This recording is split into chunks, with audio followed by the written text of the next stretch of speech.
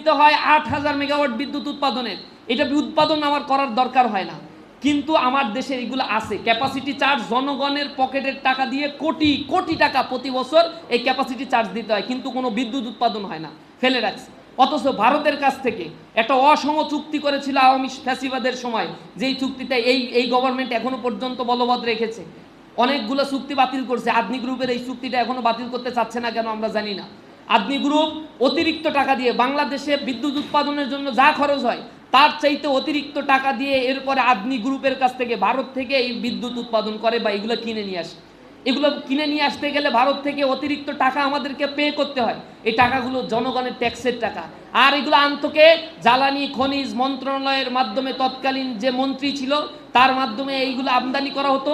প্রধানমন্ত্রী থেকে শুরু করে নিচের দিকের মন্ত্রী পরিষদের যারা জড়িত ছিল, সরকারের আমলা যারা এই বিক্রির সাথে ক্রয়ের সাথে জড়িত ছিল, এরা সব কিছু একটার পর একটা পার্সেন্টেজ পেত। এই পার্সেন্টেজ খাইতে খাইতে জনগণের ঘাড় মোটকে তারা সকল টাকা লুটপাট করে নিত। এগুলো ছিল আমার দেশের উন্নয়নের মহাসড়ক, যেখানে 240 বিলিয়ন ডলার তারা পাচার করে ফেলছে।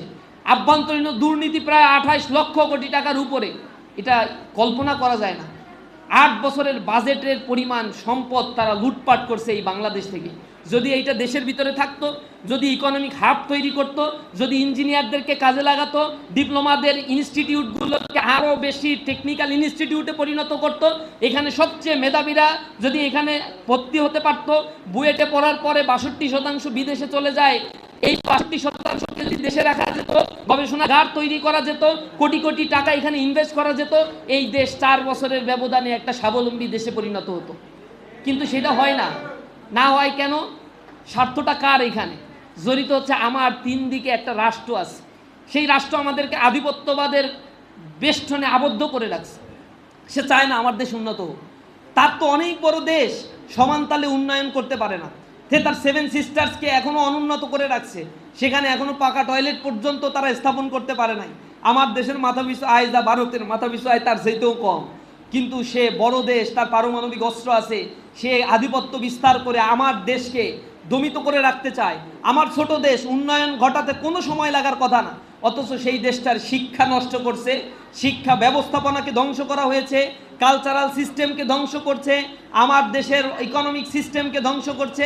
এগুলো ধ্বংস করার মধ্য দিয়ে এই দেশটা যাতে কার্যকর একটা রাষ্ট্রে পরিণত হতে না পারে তার সকল বন্দোবস্ত তারা করে রাখছে।